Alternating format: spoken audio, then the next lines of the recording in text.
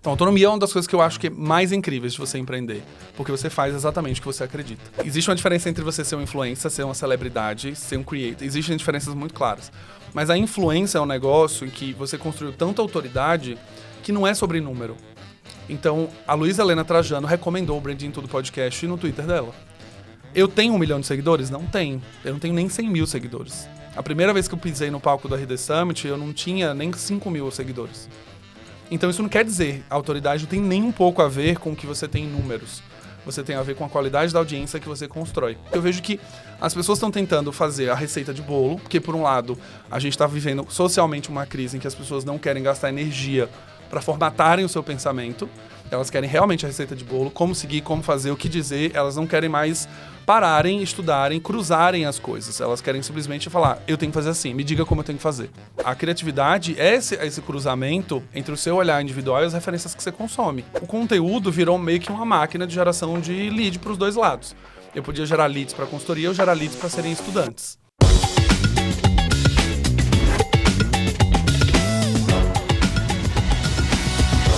Olá, eu me chamo Galileu Nogueira e o Hotmartcast começa agora. Olha aí, Galileu, bem-vindo ao Hotmartcast, uma pessoa que está sempre nos tons do nosso podcast aqui, a gente vai chegar nesse assunto mais pra frente, né?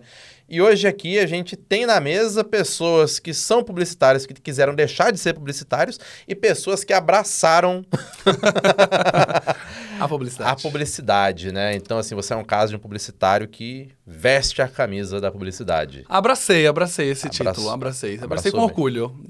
Não fiquei tantos anos só publicitário, mas agora a gente virou empreendedor, né? Então, um empreendedor publicitário também. Legal. E assim, a gente vai entrar em bastante assunto aqui, né? Eu acho que esse ano, não sei, eu não lembro assim, porque nos outros anos eu não te conhecia, mas esse ano te acompanhando mais de perto, deu pra ver ali, você sempre consegue fazer muitos comentários bons sobre o que tá acontecendo no momento. Big Brother esse ano, você assim fez análises excelentes sobre o que tava rolando lá. Antes de a gente chegar nesse ponto de, putz, quem é o Galileu hoje, que é referência para várias marcas, que é contratado por várias marcas. Galileu, onde que nasce essa ideia de ser uma pessoa que vai para a comunicação, vai para o marketing, vai para a publicidade e transforma isso na própria vida? Boa, agora vamos à retrospectiva. Vamos à retrospectiva. Eu era apenas um jovem rapaz. Não apenas um jovem rapaz sergipano, sou de Aracaju. Sou formado em publicidade e a minha história com publicidade ela começa um pouco antes, né, da própria faculdade. Eu sempre fui aquela pessoa que nasceu na geração Fotolog, então precisou aprender a mexer no Photoshop para editar as fotos. E ali, na escola, já começavam aquelas... Qual era o nome do seu Fotolog? Meu Fotolog era Galileu N. Olha só. Não tinha nada demais, assim. Não tinha nem o nick. E aí eu comecei a aprender no Photoshop ali naquela história para editar as fotos, porque a gente tinha que ficar bonito, era uma foto só por dia, então a gente era obrigado a ter a melhor foto sendo publicada, a gente não tinha como, né? E na escola já rolavam algumas coisas de jornalzinho da sala, vamos fazer alguma camiseta pra gincana, e sempre falavam comigo, porque como eu sabia mexer, ali já começava uma história de, fala com o Galileu pra fazer o jornalzinho, fala com o Galileu pra fazer a logo da camiseta.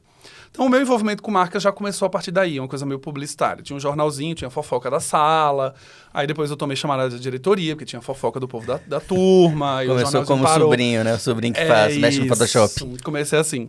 Você viu que já deu certo porque você já foi ali barrado logo de cara, né? Exato. Então, assim, sinal de que você tá fazendo marketing do jeito certo. Exato. Se a escola já tirou de circulação é porque alguma coisa aconteceu.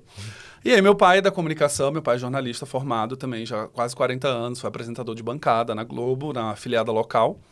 Então eu sempre tinha essa coisa da comunicação dentro de casa. Mas meu pai queria que eu fosse jornalista e eu não queria ser jornalista. E aí eu falei, bom, o que tem, né? Eu posso ser designer, porque no final das contas eu mexo em Photoshop ali, gosto dessa coisa. E aí o próprio meu pai um dia falou, olha, tem uma publicidade que eu acho que é um mix dos dois. Você vai poder fazer criação, você vai poder fazer campanha, vai poder cuidar ali das coisas, você não precisa ser um jornalista necessariamente, mas você vai continuar trabalhando com o que você gosta. E aí contrariei meu pai, não fiz jornalismo, ele mesmo deu a sugestão, mas eu falei, cara, vou acatar essa sugestão. E aí passei em publicidade, falei, vamos embora, vamos começar a entender esse universo. Na época, quando eu fiz, a gente está falando de 2009... a gente tinha aquele sonho do publicitário que era sair na televisão, ter uma campanha na televisão, um comercial de 30 segundos, você queria ter algum tipo de conteúdo que você... E nessa época passava Mad Men, né, cara? Passava a série Mad Men aí, que é a maior mentira possível. Você queria sentar numa sala ali de blazer, né, Don Draper total. Mas ali começou aí. Então começou na época de escola mesmo, essa história da publicidade. E aí eu abracei porque eu gostei muito da faculdade. Era uma das faculdades que eu mais tranquilo, assim. Eu falei, cara, eu gosto de fazer. Os trabalhos de faculdade eram bons. O meu grupo da faculdade era muito bom. E aí a gente ficou meio que uma panelinha, fazendo os grupos do início ao final da faculdade. Era o mesmo grupo. Todo mundo era muito nerd nessa hora de fazer coisas bem feitas, de realmente trazer um pouco de tecnologia. O professor pedia pra gente apresentar um trabalho, sei lá, no papel A4. A gente encadernava e colocava laminação e verniz pra deixar o negócio super legal. Até um pedaço da turma ficar com raiva da gente também. Porque vocês eram os caprichadinhos dos professores e a gente não deixava ninguém entrar nesse grupo. Então a galera ficava muito possessa, porque queriam fazer parte, mas criticavam o fato da gente fazer coisas muito bem feitas. Então a publicidade veio aí, eu adorei fazer a faculdade, acho que não teve nenhum problema assim, em relação... Não lembro de uma disciplina que eu falei, que chata. Acho que só alguns do início ali de administração que você tem que fazer meio básicas, mas que hoje foram muito úteis alguns anos depois, quando eu fui abrir minha empresa, por exemplo. Então eu não posso reclamar. E você comentou sobre abrir empresa, né? Como que foi esse processo de deixar de ser publicitário para ser um empreendedor publicitário? Chegou um dado momento que eu estava trabalhando entre 12 e 13 horas por dia, que até aí em São Paulo a gente considera normal, porque meio que é isso que todas as empresas têm. Só que já chegou num nível de eu não tinha mais vida. Então, na época eu namorava, o meu ex-namorado basicamente falou, cara, você só fala de trabalho, porque você só vive isso. O meu dinheiro era para comprar coisas, para compensar a forma de emocional ali, de compensação. Tipo, eu não tenho tempo para nada, então eu fico comprando coisas para poder me deixar feliz. Qualidade de vida zero. Então, eu não treinava, não fazia nada, zero, não tinha atividade nenhuma. Meus amigos não me chamavam mais para nada, porque eu nunca ia. Ou eu chegava muito atrasado, porque eu estava sempre trabalhando. E aí, um belo dia, acho que o ponto da virada ali foi quando eu falei, cara, eu preciso fazer alguma atividade física de alguma maneira. Preciso fazer, não foda-se, eu vou ter que... Ai, falei palavrão, pode falar. Preciso fazer de alguma maneira, show de bola. Fui fazer crossfit, já de primeira, na época do auge ali, da modinha do crossfit. Falei, vamos fazer, mas eu queria ter um cuidado. Entrou pra igreja do crossfit. Entrei pra igreja do crossfit, pregação. E aí eu falei, não, mas antes eu quero ter um cuidado pra ver se tá tudo bem comigo antes de entrar no esporte de alta intensidade. Porque, basicamente, crossfit, você morre a cada aula e renasce no final da aula. E aí eu fui para um hospital aqui em São Paulo que tinha um check-up meio que completo, 360, que você fazia antes de iniciar qualquer atividade física. E nessa, eu tava lá fazendo o check-up, então era um cardiologista, um nutricionista, um fisiatra e um fisioterapeuta. Então você passava meio que todo mundo ali, né? Cardiologista ali e tal, fazendo tudo. Bom, e eles conversavam entre eles para olhar os diagnósticos e realmente fazerem aquela determinação. Fiz os exames. Quando chegou na hora de voltar para o exame, eu cheguei, era a última etapa, que era o cardiologista, para avaliar os exames e me falar como eu poderia seguir. Quando eu cheguei nesse dia, tinha um call com um time global, no mesmo horário da consulta. E aí eu tava nesse ímpeto do tipo, não, qualidade de vida em primeiro lugar, minha saúde em primeiro lugar, eu vou faltar esse call. Não tem jeito, eu tô na frente do médico, eu tô sentado no consultório esperando ele entrar. Na época, minha chefe deu um escândalo no telefone, falou, você vai fazer o time de São Francisco esperar para fazer um call com você? Quem é você que não vai entrar no call? Como assim? A gente já marcou isso já tem 15 dias. Como assim você não pode entrar? O time de São Francisco tá lá esperando só você entrar. Você não vai entrar, o líder do projeto é você. E tem toda uma história. E aí eu tive a pachorra, acho que essa é a melhor palavra para descrever, a pachorra de entrar no consultório do médico e falar, senhor médico, tudo bom? Eu vou ter um call com o time global agora. Você poderia esperar 30 minutos para a gente começar a consulta? Eu vou fazer aqui da sua sala mesmo. E eu volto. E aí o médico, basicamente, ele só não mandou eu tomar naquele lugar, porque basicamente ele não podia fazer aquilo, mas eu peguei meu fonezinho, abri o computadorzinho na recepção e fiz o meu call. Esse call e nada era a mesma coisa, podia ter sido um e-mail facilmente, e eu, assim, se eu falei 10 minutos foi muito. Mas o call em si durou 40. O médico estava com uma cara muito feliz quando ele foi, de fato, me encontrar. Ele estava super animado. Ele descobriu como é que é esperar alguém, né? Ele descobriu, né? Ele descobriu. Você vingou todos nós. Eu vinguei todos vocês. Vocês estão em casa. Eu já sempre irrito os contadores aqui, agora tô irritando os médicos também. E aí, quando eu entrei, o médico me deu um esporro. Primeira coisa, né? Ele falou, bom, você me fez esperar 40 minutos e eu tenho uma boa notícia para você. E aí ele colocou em cima da mesa os exames e falou assim, você tem pressão alta, você vai tomar remédio o resto da sua vida. E você tem pressão alta enquanto você dorme, geralmente. Que é a pressão alta mais arriscada que você pode ter, que você tem um infarto dormindo, por exemplo. Parabéns, toma aqui a receita. Obrigado, se você quiser continuar com essa vida que você tem, fica à vontade. Aí eu falei, não, já agora... Aí caiu uma ficha gigantesca que nada valia a pena. Eu tinha 28 anos na época. Eu falei, cara, não vale a pena. Não vale a pena. Eu já vou começar a tomar remédio de pressão alta, eu tenho 28 anos, eu não vejo mais meus amigos, eu não Aí veio aquele momento do flash da sua vida, e dali pra frente eu tomei uma decisão que eu iria para empresas cada vez menores. Eu falei, agora eu não vou trabalhar mais em multinacional. Pelo contrário, eu quero entrar em empresa pequena, que pode ter muito trabalho, mas tem pouca gente. Então eu vou conseguir lidar direto com o fundador, direto com o diretor, vou ter menos camadas de aprovação, menos política interna, então acho que vai ser melhor. E aí de lá, pedi demissão, fui para casa. Você pediu demissão no mesmo dia? Eu pedi demissão alguns dias depois e não tinha nada em vista. Eu simplesmente saí e falei, preciso entender o que eu vou fazer, mas aqui não é mais o lugar. E aí, na época, foi uma reviravolta dentro da empresa, porque eu saí, a minha chefe saiu e o meu par saíram todos ao mesmo tempo, então ficou todo um desespero, porque estava todo mundo vivendo essa mesma vida. O meu par também falou a mesma coisa, tipo, eu tenho uma esposa, ela está grávida de 4 meses, ela me falou que se eu não acompanhar a gestação, ela prefere ficar solteira, então eu acho que eu preciso resolver minha vida aqui também, porque eu não quero ser um pai, basicamente solteiro por conta do trabalho. E aí ele pediu demissão, a minha chefe foi mandada embora, eu saí também na sequência, foi um caos. E aí eu falei, bom, vou ficar um tempo para tentar entender onde que eu me encaixo, como é que vai ser esse movimento e etc. No meio do caminho, fiquei 30 dias, basicamente, ali. Alguns amigos me pediram algumas ajudas para, tipo, me ajuda aqui numa marca, ou dá uma olhada na minha estratégia, mas nada muito feito ali, era mais informal em si. E aí a 99 me chamou para um cargo de gerente sênior de branding. E fazia muito sentido pelo escopo, a empresa tinha 500 pessoas, a área só tinha acho que 5, 6 pessoas. Eu falei, cara, faz muito sentido. Uma empresa super efervescente, tinha acabado de virar unicórnio, $1 bilhão, toda aquela história. Falei, vambora, vou lá fazer um papo com essa futura chefe para ver como é que é. E quero ver qual é, que é a pegada dela também. Porque no final das contas, se ela for workaholic, provavelmente o time da gente, né, o time dela vai ser também. E aí essa chefe tinha um passado de Ambev. Então eu falei, eu vou chegar já eu vou chegar já com alguém que trabalha assim, né? Ela tinha 20 anos de Ambev, se eu não me engano, 20 ou 18, uma coisa assim. Só que na conversa ela falou, não, eu tô fazendo esse movimento justamente para desacelerar também. Eu falei, então ótimo, estamos todos em casa. Então trabalhei na 99, foram 2 anos muito legais, assim, eu fiz muita coisa bacana. Foi minha escola de branding de fato, com uma chefe que acreditava e com um presidente que acreditava. E a gente tinha verba. Então, assim, dava para fazer o que a gente realmente achava que era necessário para a marca.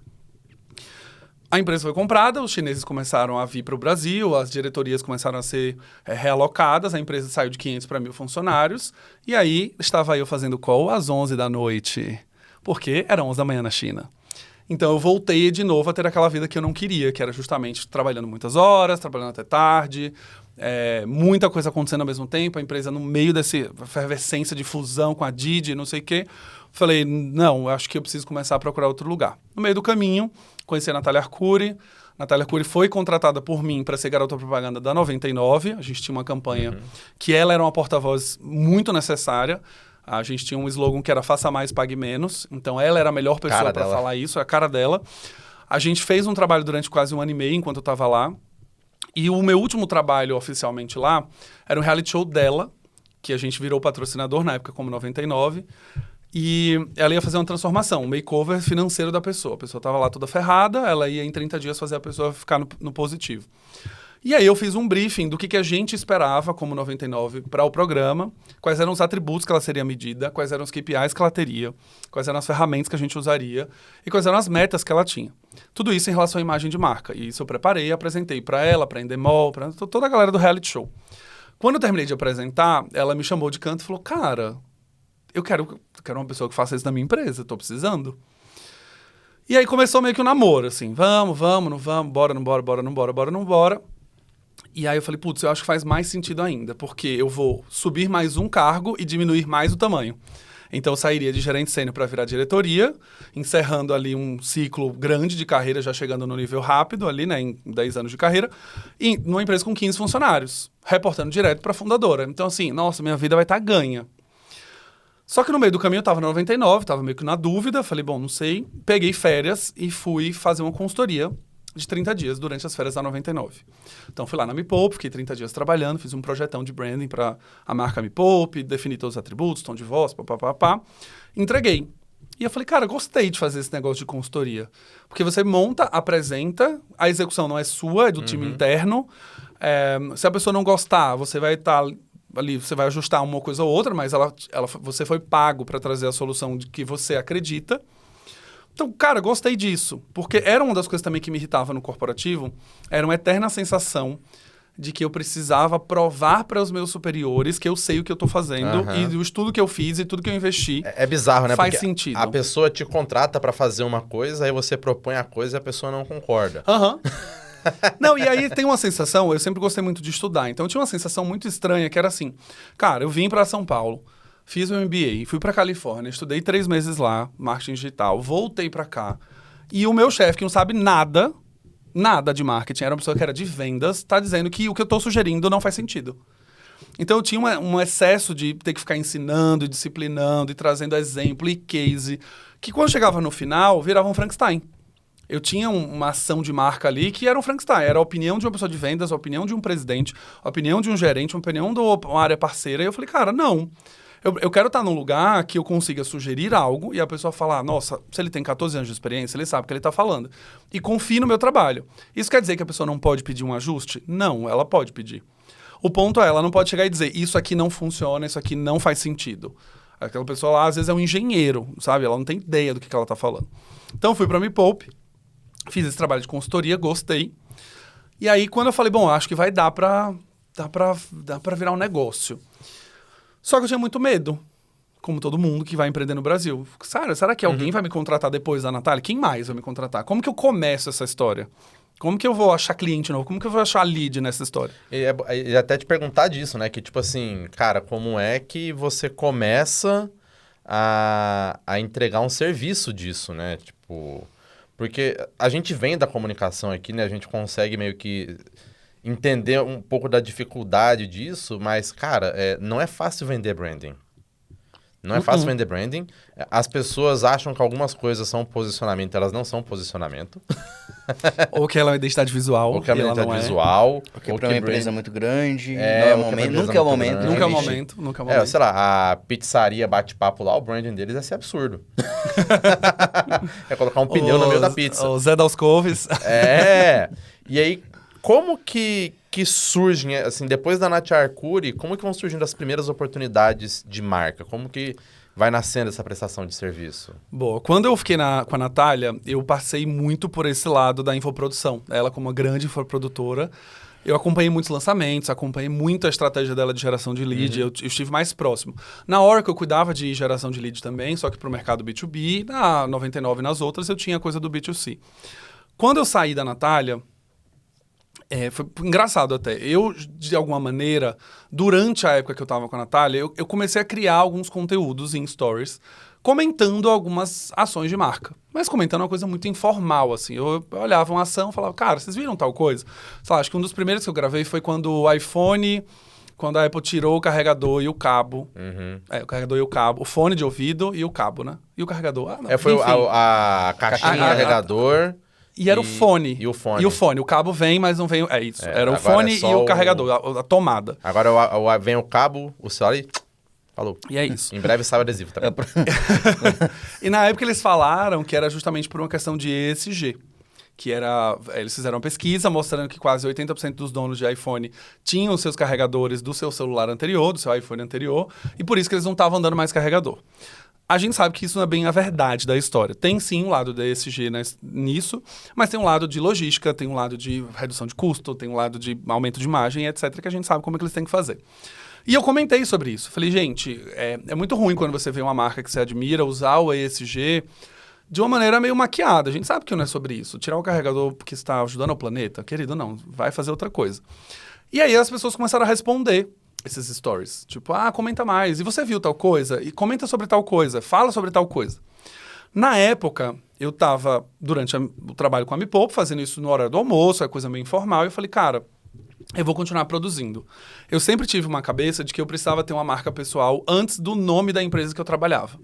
Então, a gente foi meio que ensinado a ser o Galileu da 99, o Galileu da Oracle, o Galileu da Philips. E durante esses anos no corporativo, que foram 11, eu percebia um fator que acho que pouca gente fala sobre. Quando você é o Galileu da Philips, você é chamado para evento, você é chamado para não sei o quê, para press trip, você vai para fora, você vai para o Google, você vai para um monte de lugar. Quando você sai da empresa, você não é ninguém. Ninguém te chama mais para nada. Porque existia um interesse comercial ali envolvido, e tá tudo bem também.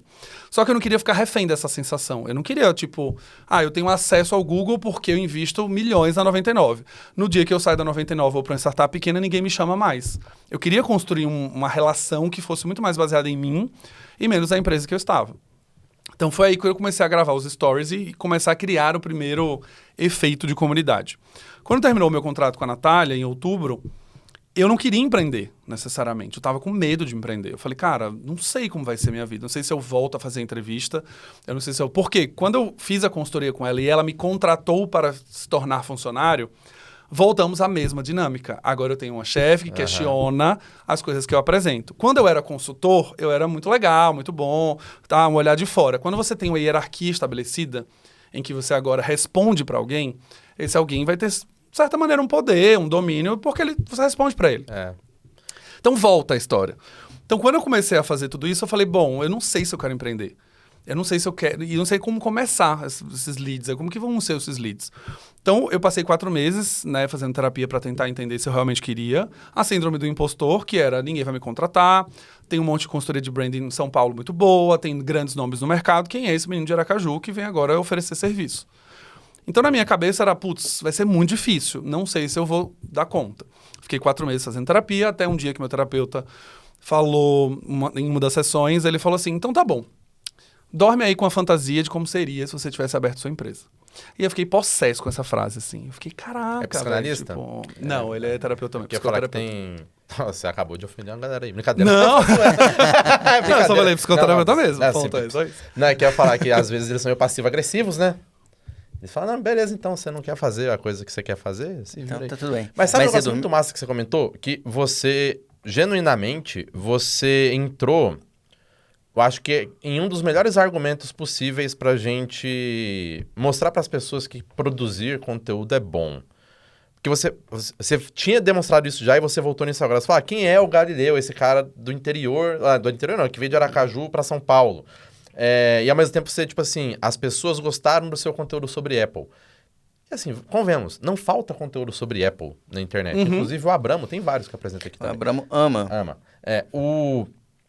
Mas não tem o seu conteúdo sobre aquilo. E você trouxe uma coisa que as pessoas não trazem, né? Porque todo mundo só fala bem do que a Apple faz. Sim. Na hora que você vai lá e mostra o lado meio cinzento daquilo, né?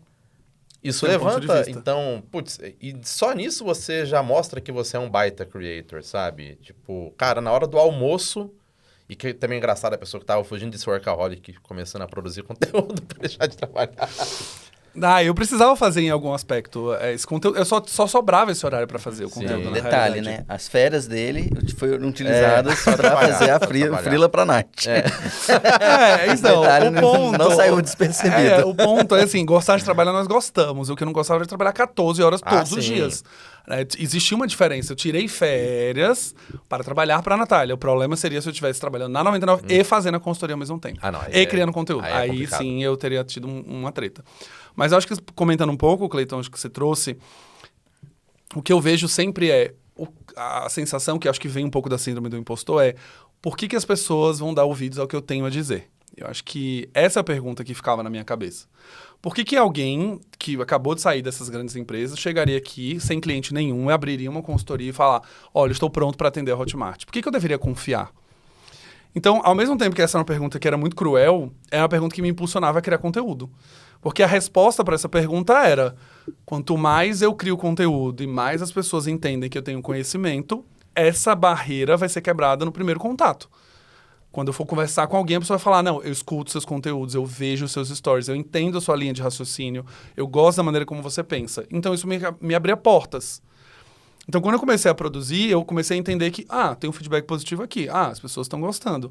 Nossa, elas estão dando ouvidos. Muito legal que elas estão dando sugestões de tema. É diferente também, né? Putz, sai daquele estereótipo do publicitário paulistano, do Itaim. Sai daquele estereótipo do comunicador que só usa fala difícil, só fala de marca grande, né? Então, no final das contas, acaba virando isso. As pessoas te escutam exatamente porque você é você. Sim, sim, sim. E isso eu entendi depois. Depois eu falei, cara, as pessoas querem me ouvir porque elas querem ouvir o que eu tenho a dizer. Elas não querem ouvir sobre o tema necessariamente sozinho. Porque ouvir sobre branding, ela pode escutar um podcast gringo, ela pode jogar no YouTube o tema e ela pode ouvir, mas ela quer ver o meu jeito de enxergar o mundo sobre essa ótica e ela quer entender se faz sentido para ela ou não um outro ponto de vista. Massa demais. Então eu fui entendendo isso ao longo do tempo e falei, cara, quanto mais autêntico eu for e mais original forem os meus conteúdos, melhor. Porque o que as pessoas estão buscando é justamente ouvir a opinião desse menino de Aracaju que veio para São Paulo. E não simplesmente uma pessoa que estudou branding sabe, mas elas querem ouvir esse viés. Boa. E para você que tá ouvindo aqui esse papo com a gente, comenta aí nos comentários, né, o que você tem aprendido com o Galileu. Quem sabe você ganha um kit do Hotmartcast. Exatamente. Vai falando até o que você já aplica de branding na sua vida, na sua empresa, né? A gente estava até falando com o Galileu aqui, né? O Galileu, ele veste branding. Sim, tô aqui, ó. Laranjinha todo, celular também, relógio que eu não trouxe hoje. Aí, ó. Porque tinha muito laranja já. Portanto, comente para ter a chance de ganhar um kit do Hotmartcast. Vai, comenta. Comenta muito. Porque branding não é uma coisa muito específica, né? E a gente pode falar de 1000 coisas de branding aqui, mas prometer branding deve ser difícil. Como que você consegue tangibilizar uma ideia que é muito aberta e transformar isso em algo que alguém entende e fala, quero comprar? Eu vou dar um exemplo que eu amo, que eu acho que pra mim é o que mais tangibiliza. Eu sempre dou aula e abro as aulas falando desse exemplo. Se vocês estivessem hoje no supermercado, vocês dois entraram na seção de limpeza, e aí vocês entraram lá numa gôndola que do lado direito tinha um produto de cor rosa, do lado esquerdo tinha um produto de cor verde. E esses dois lados tinham produtos lá de limpeza. Na caixa tinha escrito o que o produto faz, mas não tinha logo. Nenhum dos lados, direita ou esquerda. Quais eram os atributos que vocês usariam para decidir entre o produto da direita ou da esquerda, o do verde e o do azul? Dicas de limpeza com Cleiton. Eu sou bem dono de casa. Sempre uma vez a gente já fez um pitch de vendas. Eu tô lembrando exatamente disso. Por isso que... O rosa vai ser floral, né? Vai ser mais cheiroso. E o outro vai ter mais coisa de eucalipto, mais, assim, se eu quero uma coisa com aroma mais fofo ou mais cítrico, assim. E que mais? E que outras características vocês O desenho da levariam? embalagem, Desenho se da é uma embalagem mais quadrada, mais arredondada, né? Isso até vai dizendo, né? Putz, isso aqui vai servir para banheiro, isso aqui vai servir para sala. Que mais? Que outra característica você usaria para escolher entre o da direita ou da esquerda? Não sei se vai ter preço ali, né? Preço, vai ter. Vai É olhar uma o gôndola preço, normal. Se vai ser um preço diferente. Onde eles estão, né? Certinhos. Se for possível, eu vou tentar sentir o cheiro dos dois.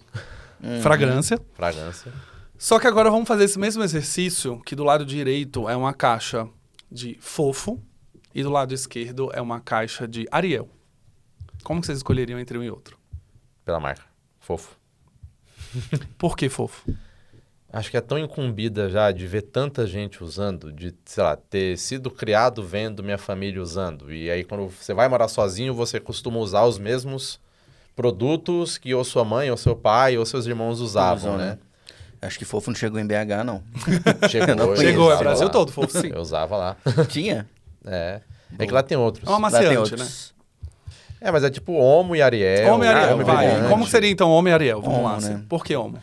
Porque é uma tonelada de marketing na minha cabeça que, inclusive, Homo Puro Cuidado é muito bom. Deixa as roupas muito brancas. É muito bom. O Puro Cuidado é sensacional. Vai, mas que mais? De nada, Unilever. Ou é P&G? É Unilever, né? Homo é Unilever. Unilever. Tô pensando aqui. Eu acho que tem o... Querendo ou não, tem um negócio meio rebelde na Omo, que não tem mais o se sujar faz bem. Uhum. Você fala, cara... Agora tipo ajuda assim, o planeta. Sim. Eu acho que tem uma mensagem que conversa muito com o dia a dia, né? Não é sobre a limpeza da roupa em si. Sobre você tá com a sua família. Eles têm uma construção muito humana, né, da marca. Boa. Vocês percebem que agora a discussão ela saiu de um aspecto que era preço, cheiro e embalagem e passou a ser confiança, tradição, segurança. Então, branding é isso. É o ato de adicionar valor a produto e serviço através do poder de uma marca. A partir do momento que eu estampo uma marca, tudo ganha um novo significado. Tudo ganha um novo sentido. As suas escolhas passam para um outro lugar. Essa aqui é uma frase de 2 autores, né, parafraseada aqui por mim, que é o David Acker e o Philip Kotler. Corrigindo. Philip Kotler e o Adam Keller. São eles dois juntos. E, basicamente, você vê que quando você estampa um logo e você muda seu processo mental inteiro na tomada de decisão, é porque aquele logo tem um significado tão forte que faz você reconsiderar completamente a forma de escolher um produto. Então, quando eu vou vender branding, eu tento trazer esse lugar. E esse exemplo de produto de limpeza é o mais básico, porque todo mundo tem uma resposta muito clara. Sim. Homo Ariel, Homo. Ai, por quê? Porque minha mãe usava. Ai, porque é o que eu confio. E aí eu uso exatamente esse mesmo gancho pra falar. Cara, é tão doido. Esses dias eu fui no supermercado e não tinha o detergente que eu sempre compro, eu voltei pra casa. Falei, vou comprar online. Porque bizarro. tem uma coisa da confiança, que é uma marca que você confia, que Não, você quer e que você prefere. E você trouxe um pequeno exercício até de copy para quem assiste a gente aqui, que é sobre especificar o que a gente faz, né? Você conseguir falar sobre o que você faz sem necessariamente falar o que você faz. Isso é um baita de um exercício. Porque, eu comentei, branding é uma área meio generalista, né? É uma área, assim, de fora ela soa generalista, de dentro existem camadas e camadas e camadas de trabalho ali. Sim. Tem um ponto que hoje tem muita conversa que a gente vê, principalmente no Instagram e no TikTok, sobre, isso aqui é seu posicionamento, é seu branding, se vista de tal forma porque isso é seu branding. Preguiça.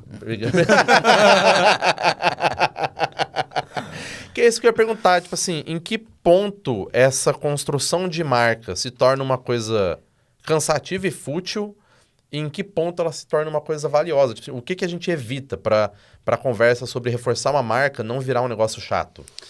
Boa, eu vou ser polêmico, Hotmart, por favor, me deixe continuar nesse podcast. Vamos lá. Qual que é a essência de branding quando a gente fala? Por que eu faço branding para uma marca? Porque meu objetivo é gerar diferenciação e construir um posicionamento que seja único na cabeça das pessoas.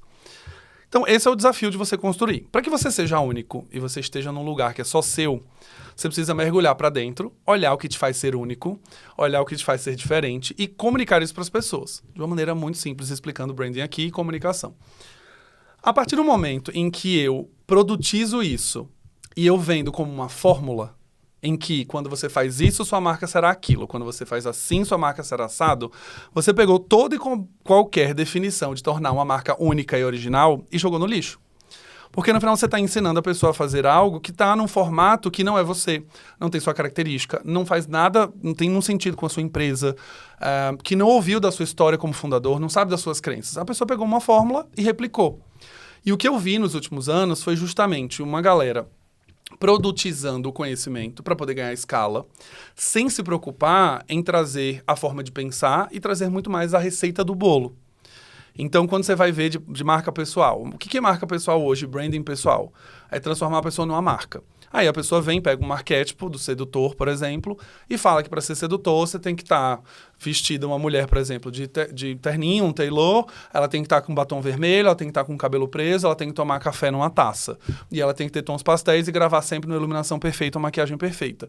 Se você pega isso e produtiza e você fala que para todo mundo ter um posicionamento único, você tem que ser assim, você não é mais único. Porque você produtizou tudo. E é uma das críticas que eu sempre faço. Pacote de posts, 365 posts para postar na sua marca. É você e todo o Brasil comprando o mesmo pack. Então, não tem nada, não tem nada de diferente e único. Então, quando eu vejo a história de branding ser replicada no Instagram e TikTok, eu vejo que as pessoas estão tentando fazer a receita de bolo, porque, por um lado, a gente está vivendo socialmente uma crise em que as pessoas não querem gastar energia para formatarem o seu pensamento. Elas querem realmente a receita de bolo, como seguir, como fazer, o que dizer. Elas não querem mais pararem, estudarem, cruzarem as coisas. Elas querem simplesmente falar, eu tenho que fazer assim, me diga como eu tenho que fazer. O que tudo bem, que é o efeito da curadoria, quando você separa tudo e já entrega para a pessoa, mas para branding não dá para fazer isso. Então, quando eu ensino, por exemplo, no Branding de Perto, eu estou ensinando a técnica para você encontrar a resposta, mas nunca no curso você vai ver assim, se você é uma marca de tecnologia, o seu posicionamento deveria ser este, ou deveria ter nestes territórios. Não, você pode ser uma marca de tecnologia debochada, original, que ela vende para senhores de 60 anos. Você pode ser uma marca de tecnologia assim, desde que você construa o racional desse jeito. Inclusive, quando a pessoa ela fica viciada na receita de bolo, ela não aprende a resolver um problema quando ele aparece, né? Porque o problema não vai estar scriptado ali. Exato. E as pessoas travam. E eu vejo muito isso quando eu tenho perfis de alunos que eles vieram dessa escola da receita de bolo. Então, quando chega nos primeiros exercícios do curso, a pessoa trava. Porque ela aprendeu uma fórmula. Então, quando eu jogo um elemento novo, a pessoa não sabe o que fazer. Se eu falo, como que você posicionaria uma marca de tecnologia sem falar de tecnologia? Sem falar de inovação. Se você tirar esse atributo de inovação, eu quero que seja uma marca divertida. Eu quero que seja uma marca nostálgica. Me conta como seria uma marca nostálgica de tecnologia vendendo um Galaxy S24 e um iPhone. Me conta como a marca deveria ser nostálgica. E aí todo mundo se perde. Porque no final das contas elas estão acostumadas a ter um pensamento ali, ó, eu tenho que fazer assim para ser assim. Então acho que aqui é um lugar que a gente tem um desafio enorme de, acho que letramento é a boa palavra, que é ensinar as pessoas a entenderem a técnica, mas que elas sentem e desenhem, elas cruzem as referências. Então, no BDP eu falo muito sobre isso. A criatividade é esse cruzamento entre o seu olhar individual e as referências que você consome. E você só vai posicionar bem uma marca quando você cruza essas duas coisas. Se você, no final das contas, acha que marcas de beleza precisam ser assim, assim, assim, e você só copia, você é mais uma marca no meio de 1 milhão que fazem exatamente a mesma coisa. É interessante você falar isso, porque a gente está dando a volta no mercado, né? Porque durante muito tempo, a gente que fez publicidade, a gente sempre estava naquela ideia, né? Vocês fizeram, né? Mas é porque você... Joga pra vocês aí essa praga. Você trabalhou em agência, né, Cleiton? Não renegue o seu passado. Eu larguei. Você bebeu da publicidade. Bebeu, se esbaldou. Que essa ideia de que para vender na Hotmart, você não precisa saber de marketing tradicional. Porque é um outro tipo de marketing. Agora a gente está vendo, dando a volta, falando, então, aqui o marketing, o branding, aqui no seu cangote, falando, então, se diferencia aí, porque é isso que vai vender. E tem uns momentos, né? Porque, assim, a leitura que eu faço desse tema, por exemplo, é que, às vezes, a pessoa, igual você falou do caso da pequena empresa, né? A pessoa que está começando a empreender, tem hora que ela deixa de fazer o básico do empreendedorismo, que é resolver um problema, para ela tentar criar um posicionamento em cima de uma pessoa que ela ainda não é. Que não é igual no seu caso, que você foi criando autoridade, né? E autoridade não é subir de terno num palco. A autoridade é mostrar que você é bom você, naquilo, né? Quem é você? Sim. E aí você traz isso que é muito bacana. Falar, cara, primeiro identifica a coisa que te faz ser único e depois... Inclusive, fica aqui a dica, né? Nesse podcast, para você já pegar aí e comentar o que você acha que faz sua marca ser única. Sensacional. Seu nome é único, né? Seu nome é Sim, único. meu nome é único. Você acha que te ajudou? Ajuda bastante, cara. Eu acho que, assim, primeiro que tem um significado carregado no nome, vindo de alguém da ciência, vindo de alguém que transformou e impactou uma geração, que vem muito desse lugar, da física, principalmente. É diferente. Até 2010, só existiam 92 Galileus registrados no Brasil, segundo o site do IBGE, que tem essa função. Você pode colocar o seu nome e você vê quantas pessoas têm esse nome. Por incrível que pareça, boa parte dessas pessoas estão em Sergipe. Olha. O que será que aconteceu? O que será? Fica até o final que eu vou contar pra vocês, que eu tenho a resposta. Quando o Galileu foi expulso da sociedade, ele foi pra Sergipe. Exato. Como você descobriu que a Terra é redonda? Navegando até Sergipe. Navegando até Sergipe, você foi lá e é isso. E me ajuda bastante, assim, tipo, é muito inconfundível por um aspecto muito bom, do tipo, quando você me apresenta em algum lugar, dificilmente você vai falar, será que é aquele menino que fala de branding? Provavelmente será, né? Mas, por outro lado, também, tipo, você fez qualquer coisa que deu errado, é aquele menino que fala de branding Galileu, que só tem um no Brasil. Não tem muito como confundir, né? Não tem. Agora, tem um negócio que a gente... Você foi comentando da sua história ali. Não, peraí, eu quero saber a resposta. Vai lá. Não, Achei que era até o final, vai até o final do episódio. No final do episódio, você tem que ouvir até o final. Deixa o gancho aí, uai. Eu já dei um spoiler lá no começo, se você prestou atenção, você vai saber aí um pouco do que é. Você continua trabalhando pra caramba, mas hoje você trabalha pra uma coisa que é sua, né? Você trabalha pra uma ideia que você defende. Então, assim, empreender não é trabalhar a qualquer hora. É trabalhar a qualquer hora, mas não necessariamente só naquelas horas.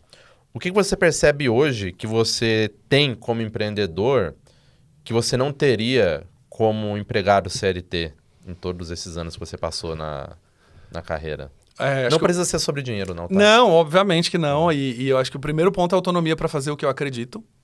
Então, assim, eu não preciso provar com ninguém. Eu sou meu aprovador. Então, se eu quiser fazer uma estratégia de marca que vai exigir dinheiro, que vai exigir investimento, que vai exigir tempo, e eu acredito, eu não preciso provar com ninguém. E isso é uma das coisas que, para mim, foi o que me fez sair do CLT, inclusive. Porque como eu queria fazer algumas coisas e eu tinha que passar por muita gente para aprovar, isso me gerava frustração. Hoje, quando eu falo para criar qualquer produto meu, eu falo, cara, eu vou fazer do formato que eu quiser. Então, quando eu criei o BDP, por exemplo, uma das coisas que não existia no mundo digital de infoprodução era todos os alunos que se cadastravam e compravam o BDP, que era um curso gravado, recebiam um kit físico na casa delas de boas-vindas. Tipo, ninguém dava kit físico. Era o oposto. Era, manda uma cartilha de um PDF por e-mail de boas-vindas e é o que todo mundo faz. Eu falei, não, eu quero gerar uma experiência com os alunos. Eu quero ter um objeto físico. Eles ganhavam um caderno, uma eco bag, uma caneta, uma caixa falando, chegou a sua hora de aprender branding de perto, com o branding exatamente desenhado igual que a gente tem no curso, com as mesmas cores, etc. Então, isso é uma coisa que numa empresa eu teria que fazer uma planilha, 3 orçamentos, eu teria que justificar para um monte de gente por que teria um produto físico numa época em que o mercado era 100% PDF. Então, autonomia é uma das coisas que eu acho que é mais incríveis de você empreender, porque você faz exatamente o que você acredita. A segunda coisa, flexibilidade, isso é um fato, você pode trabalhar de qualquer lugar, você tendo um produto que fica disponível como um perpétuo, você está ali o tempo inteiro só gerando conteúdo e esse produto ele vai ser vendido ao longo do tempo. Então, você tem uma coisa dessa flexibilidade de eu posso hoje estar palestrando, eu posso estar aqui gravando conteúdo, mais tarde eu posso estar dando aula, uma coisa que no CLT eu teria aquele horário para ficar dentro do escritório, provavelmente presencial, em que eu teria que resolver aqueles pontos. Se eu fosse chamado para dar uma entrevista, eu não poderia, eu teria que pedir para o RH, para ele me liberar, para fazer um media training. Então, acho que o lado de empreender, para quem gosta de construir marca, é você construir do jeitinho que você ama. Então, assim, eu sou suspeito, assim. Tem umas horas que eu fico olhando para os meus materiais, eu fico assim, cara, eu não aguento mais ficar olhando minhas fotos. Não aguento mais revisar os episódios de podcast com a minha cara. Eu escuto a minha própria voz 300 vezes ao longo do dia. Você escuta seu podcast? Eu escuto todos os episódios. Todos, do início ao final, e vejo os vídeos também, tanto no áudio quanto no vídeo. Qual que é o podcast? É o Branding Tudo Podcast, episódios novos toda terça-feira, 12h30, disponível em todas as plataformas. Olha só, gente. Branding Tudo Podcast, top 50 do Spotify, tá? Top 50? De negócios, Caramba, top 50 do Spotify. Ano passado a gente ficou 41 semanas no top 50, oscilando entre 50, 35, 20. Agora, nesse exato momento, estamos no 38. Bom demais. Inclusive, o que você percebe que o podcast gerou de coisas boas pra você nesse processo?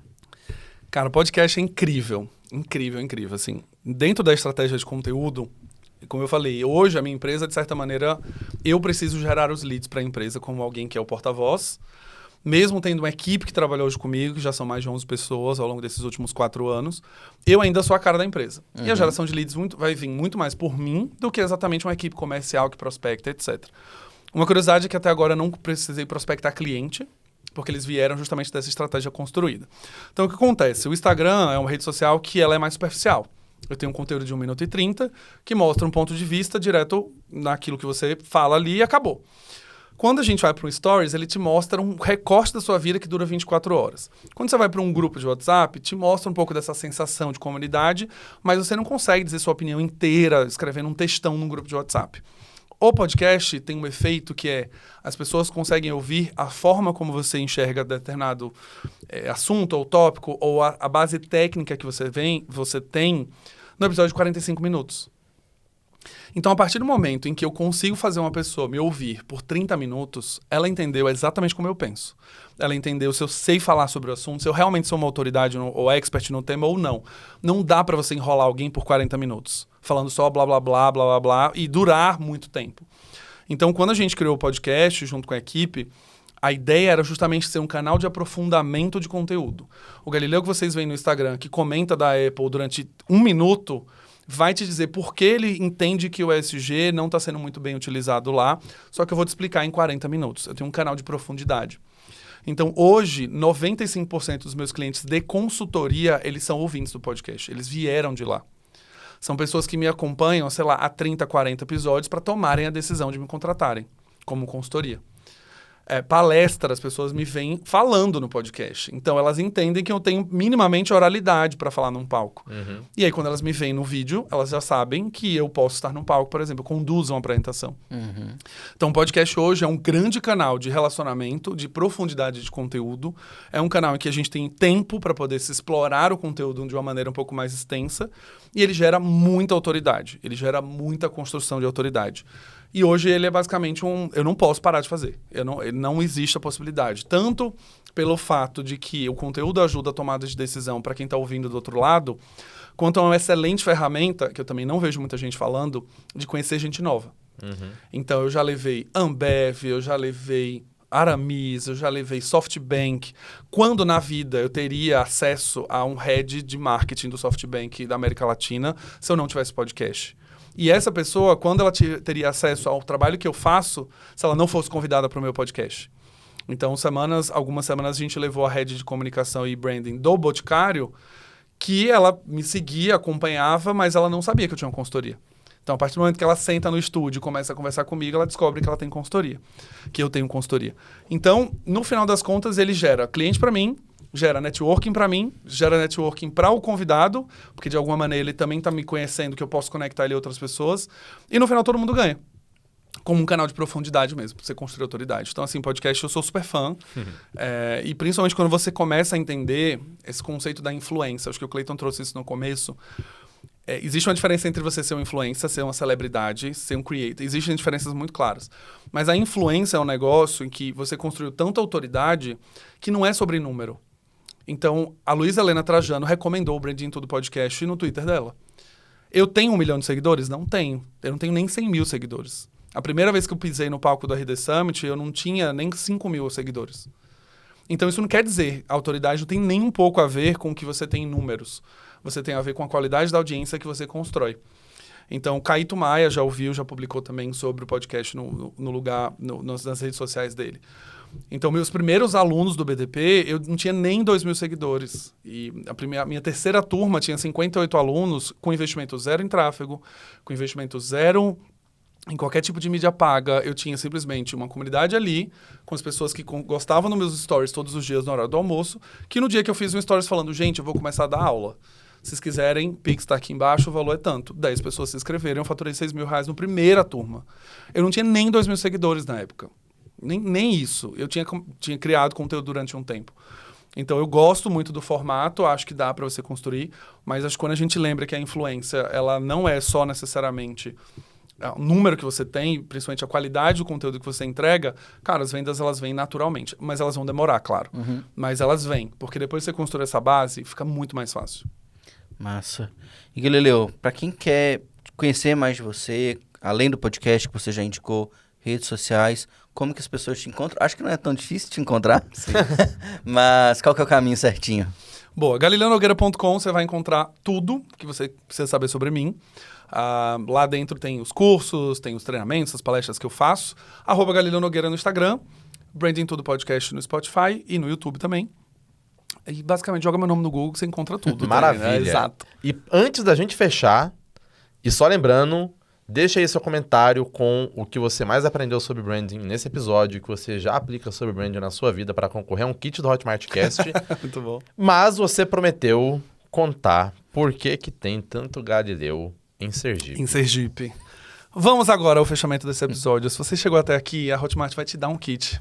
Mas você precisa acertar, você precisa comentar, você precisa entender. Vamos lá, meu pai é jornalista de formação, então tem 30 anos de carreira, meu pai foi jornalista de bancada e radialista também.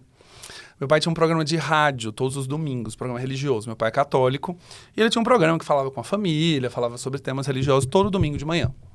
Quando eu nasci, o meu pai falou o quê? Meu filho nasceu, tarará, ele vai se chamar Galileu, por uma questão bíblica. Meu pai é amigo do Padre Zezinho, que é super católico, né? Super conhecido. E o nome do meu filho vai ser Galileu e etc. O programa do meu pai tem audiência. Você é o primeiro Galileu. Eu sou o primeiro Galileu de Sergipe. Galileu original. As pessoas ouviram o programa, acharam o nome muito bonito, começaram a batizar seus filhos. Então, eu morei numa rua em que o vizinho nasceu e a mãe dele falou, nossa, o nome do seu filho é muito bonito, eu vou botar igual. E colocou igual. Eu era vizinho dessa pessoa. Você é tipo o Enzo da Cláudia Raia. Cara, você é o Enzo dos Galileus. O Enzo dos Galileus. Meu pai falou tanto do meu nome no rádio que aí as pessoas começaram a adotar. Essa é basicamente a única explicação. Porque assim, como tem muitos Galileus em Sergipe, só tem uma opção, que é basicamente uma influência. Todos são mais novos que você? Todos são mais novos. A princípio eu não tenho como saber, porque no IBGE não mostra a idade das pessoas, mas eu imagino que seja. Não, você tem que encontrar, fazer o encontro dos Galileus em Sergipe. Então, eu já vivi uma situação no Detran, em Sergipe, que foi muito curiosa. Eu fui renovar minha carteira de motorista, e aí a pessoa gritou lá, né? Galileu, sei lá, sala 2. E aí eu cheguei lá, a minha renovação era só dos exames médicos. E aí eu sentei para fazer o psicotécnico. Eu falei, moço, por que eu tô fazendo psicotécnico de novo? Não precisa, era só renovação de exame médico, visão, essas coisas. Ela, não, você tá fazendo renovação por causa disso, isso não precisa fazer e tal. E aí eu fui lá, fiz o teste dos tracinhos, todo mundo faz. Na hora de entregar, ela falou assim, deixa eu só confirmar seu nome aqui. João Galileu de Silva, não sei o que lá. Eu falei, não sou eu. E aí ela falou, não, é você. Não sou eu, é outro Galileu. Ela falou, não tem como ter 2 Galileus ao mesmo tempo no Detran. Falei, tem porque não sou eu. Mostrei minha identidade, era uma outra pessoa. Então, Caramba. foi assim que meu pai conseguiu influenciar uma geração de pessoas chamadas Galileu. Muito massa. Melhor forma possível de a gente chegar ao final de um episódio do Hotmartcast, onde a gente traz grandes histórias por trás de grandes ideias. Galileu, muito obrigado pela sua presença e a gente espera sentar para conversar com você muito mais vezes. E você que está aí do outro lado, a gente se vê no próximo episódio do Hotmartcast.